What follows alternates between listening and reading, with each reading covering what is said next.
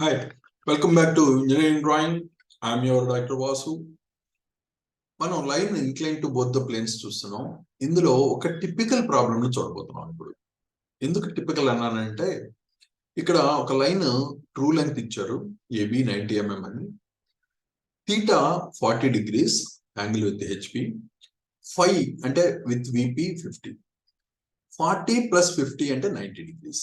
అంటే రెండిటి theta plus ఫై కలిపితే 90 degrees ఎప్పుడైతే వస్తుందో అప్పుడు ఆ లైన్ ఎలా ఉంటుందంటే మనం హారిజాంటల్ ప్లేన్ కి వర్టికల్ ప్లేన్ కి పర్పెండిక్యులర్ గా ఇంకొక ప్లేన్ కనుక తీసుకుంటే ఆ ప్లేన్ లో ఉంటుంది అన్నమాట.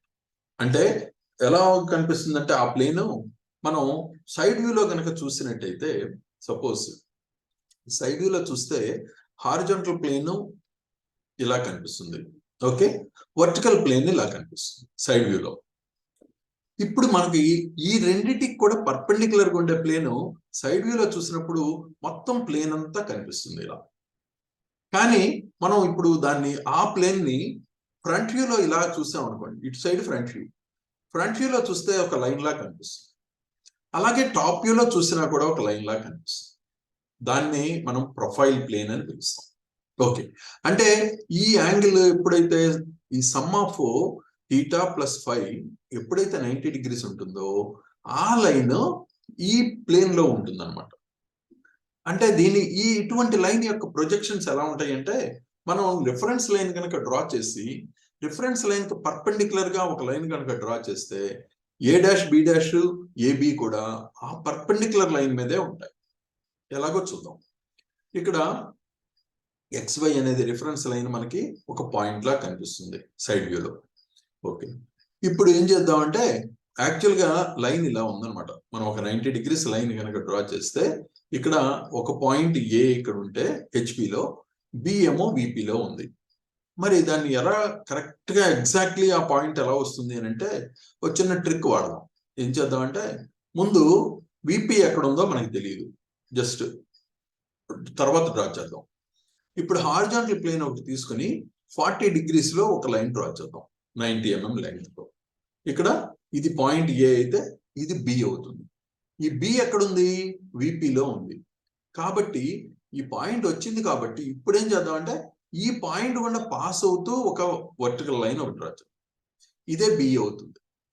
ఓకే, సో ఇండైరెక్ట్ గా చేయడం అన్నమాట. సో ఇక్కడ ఏ అయితే ఇది బి అవుతుంది. ఈ యాంగిల్ 50 degrees అవుతుంది. ఈ యాంగిల్ ఏమో 50. ఇక్కడ టోటల్ ఎందుకు ఇది అంటే ఇది 90 degrees కనుక ఉంటే ఇది 90 degrees. ఓకే, ఈ రెండు కలిపితే 90 degrees అవుతున్నాయి. కాబట్టి అటువంటి లైన్ యొక్క ప్రొజెక్షన్స్ ఎప్పుడు కూడా మనకి ప్రొఫైల్ ప్లేన్ లోనే ఉంటాయి అన్నమాట. అంటే ఆ యొక్క లైన్ యొక్క ప్రొజెక్షన్స్ ఎప్పుడు మన రిఫరెన్స్ లైన్ కి పర్పెండిక్యులర్ లైన్ మీద వస్తాయి. ఎలాగో చూద్దాం. ఇప్పుడు సపోజ్ దీన్ని ఏ అన్నాం, ఈ పాయింట్ బి అన్నాం. ఈ లైన్ ని మనం ఇటు సైడ్ నుంచి ఫ్రంట్ వ్యూలో కనుక చూస్తే ఇట్లా ఈ డైరెక్షన్ లో ఎలా కనిపిస్తుంది? ఒక వర్టికల్ గా ఉన్నట్లు కనిపిస్తుంది లైన్. ఓకే, అలాగే టాప్ వ్యూలో కనుక చూస్తే అది ఎలా కనిపిస్తుంది? ఒక రిఫరెన్స్ లైన్ కి పర్పెండిక్యులర్ గా ఇలా ఉన్నట్లు, హారిజాంటల్ గా ఉన్నట్లు కనిపిస్తుంది. ఓకే, ఇప్పుడు ఫ్రంట్ వ్యూలో చూసేటప్పుడు ఇలాగా వర్టికల్ గా ఉన్నట్లు కనిపిస్తుంది. అంటే దాని లెంగ్త్ ఇంతే ఉన్నట్టు కనిపిస్తుంది, విపిలో ఉన్నట్లుగా కనిపిస్తుంది ఆ లైన్.